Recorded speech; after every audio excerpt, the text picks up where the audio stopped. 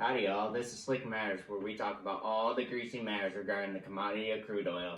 My name is Cletus, Derrick, and joining me today is oil representative Cooter Cummings. Hello Cooter, how are you doing? Could be better, could be worse. Well, can you tell us where you're from, Cooter? Titusville, Pennsylvania. Don't piss on my leg and tell me it's raining. You're telling me you're from the same town where Edwin Drake developed the oil drill? I wouldn't call lizard and alligator, would I? My great-grandpappy was Edwin Drake himself. He's the reason that I'm the crude oil representative I am today. Well, gee gummy, I can't believe it. I'm sitting next to the blood of one of the most important men in America histories. I want to let you know that I have devoted my life to spreading the good word of your great-grandpappy. In fact, he is the reason that Slick Matter exists today. I became an oil economist, studying in crude oil for the great man himself. Long live Edwin Drake. May he rest in peace in the oil fields of heaven. Rest in peace, great-grandpappy. Well, I'm glad to have you here today, Cooter. I hope I can still dill your pickle and make you proud of what we have in store today. If you don't mind, Cooter, could you tell us a little bit about your great-grandpappy? Well, my great-grandpappy, Edwin Drake, was born in Greensville, New York. Raised on farms in New York and Vermont, Drake worked as a hotel and dry goods clerk before becoming an agent for the Boston and Albany Railroad. After a few years, he had to retire from the railroad for health reasons. In 1857, while living in New Haven, Connecticut, Drake met stockholders of the Pennsylvania Rock Oil Company, which he claimed to lease on our land near Titusville, Pennsylvania, where oil had been gathered from ground-level seepages for medical uses. After seeing the inefficient process of collecting this oil, he studied oil drilling and began to develop his own. He drilled 3 wells in Pennsylvania, but he was unable to secure patent for his design and ultimately did not have a pot to piss in or a window to throw it out of. Well, you can't win from losing. That's a sore sight to hear, Cooter. It really is. Well, I would really like to say, even though your great-grandpappy didn't get paid then, we're paying him plenty of attention now. And without him, we would not have the great commodity of crude oil that we have today. So many of y'all have been wondering what exactly is crude oil. Well, crude oil is also known as petroleum, and it is a naturally occurring yellow-blackish liquid found in the geological formations beneath the Earth's surface. It is commonly refined into various types of fuels. Components of petroleum are separated using a technique called fractional distillation, which separates the liquid mixture into fractions to bring them at different boiling points. The products from this process are things like wax, grease, motor oil, gas, diesel, and a wide variety of other products that are essential for society today. Therefore, crude oil is a very valuable commodity. Well, Cletus, aren't you as sharp as a tack? Well, I was born at night, but I wasn't born last night, Cooter. To go on further down the rabbit hole of explaining how many uses crude oil has, these uses include fuels such as transportation fuels like gasoline, diesel, jet fuel. They're also used in fuel oil such as heating and electricity generation. In 2019, the United States consumed 7.5 billion barrels of crude oil. Of that, 3.4 million barrels were used to make motor gasoline. Another 1.5 billion barrels was used for heating oil and diesel fuel. More than 635 million barrels of that were used for jet fuel. Crude oil also creates petroleum products. Petroleum byproducts make tar, asphalt, paraffin wax, and lubricating oils. It also is used in chemicals such as fertilizer, perfumes, insecticides, soaps, and vitamin capsules. Oil is the base for plastics and everything we use, from heart valves to plastic bags. It's used in carbon for fiber aircrafts, PVC pipes, cosmetics, and around 40% of textiles come from some part of petroleum byproduct.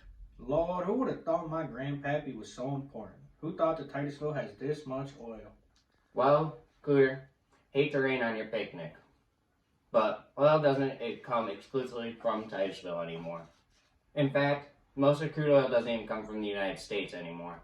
Currently, the top 10 exporters in chronological order are Saudi Arabia, Russia, Iraq, Canada, the United Arab Emirates, Kuwait, Iran, the United States at 8, Nigeria, and Kazakhstan. Saudi Arabia currently exports 16.1% of the world's crude oil. To put this in perspective, the United States oil industry only accounts for 4.3 of the world's crude oil exports. This is not to say that oil is not a huge part of our economy. The United States has always had an obsession with oil and oil products. This is the reason that we are the number 2 importer of crude oil in the world. The world's top importers of crude oil are China, the United States, India, Japan, South Korea, the Netherlands, Germany, Spain, Italy, and at number 10, the United Kingdom. China currently imports about 22.6% of the world's crude oil, and the United States imports about 12.5%, making up for the third of the world's imports in just the top 2 countries. This is a large part to these countries' high production, as well as their high populations and their need for gas and electricity. The United States is expected to begin to produce more domestic oil in the near future and increase their exports. Well, butter my butt and call me a biscuit. I had no idea we imported that much oil. You ain't kidding, Cooter. It's definitely a surprise to most. With as important of a commodity, I'm sure you all are wondering what price trends look like over those years. Well, I can't tell you how prices look, Cletus. Let me tell you, I don't enjoy rolling coal as much as I used to as a young lad. Well, that's for a damn sure, Cooter. I will not take you over here to the oil rig to show you the price trends of crude oil over the years. Alright, we're over here at our trusty oil rig, showing the price trends of crude oil through the past 50 years. This graph starts at 1946 and goes all the way to current 2020.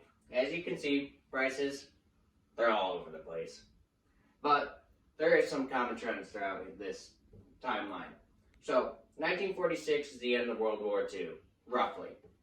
From there, we can see an increase in oil prices. Oil prices remain fairly steady over the next 10 years. However, there's a big jump right here in 1970. June 1973, the Arab oil exporters placed an oil embargo, embargoing oil exportations to countries throughout the world, especially the United States. This causes a price to skyrocket.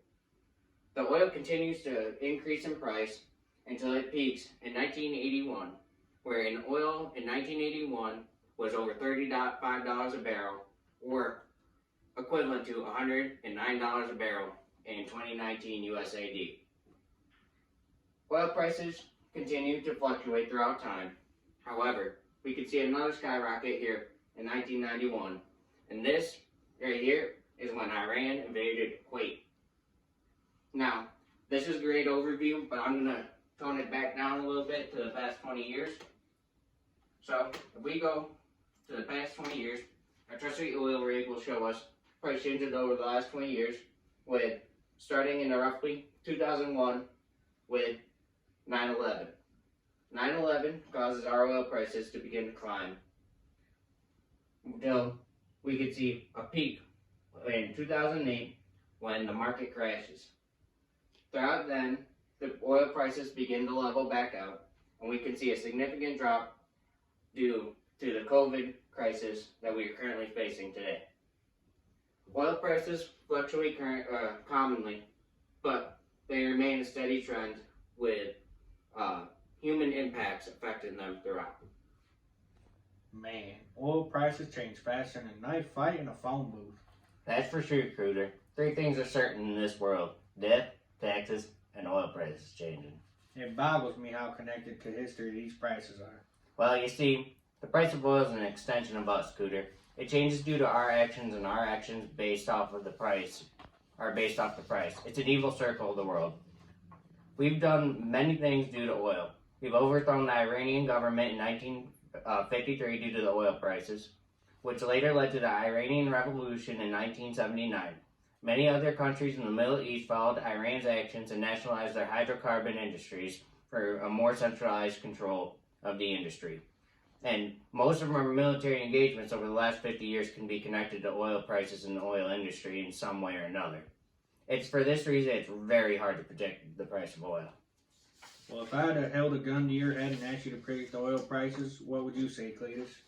Well, Cooter, I think I would have to explain everything I've explained to you today on slick situations.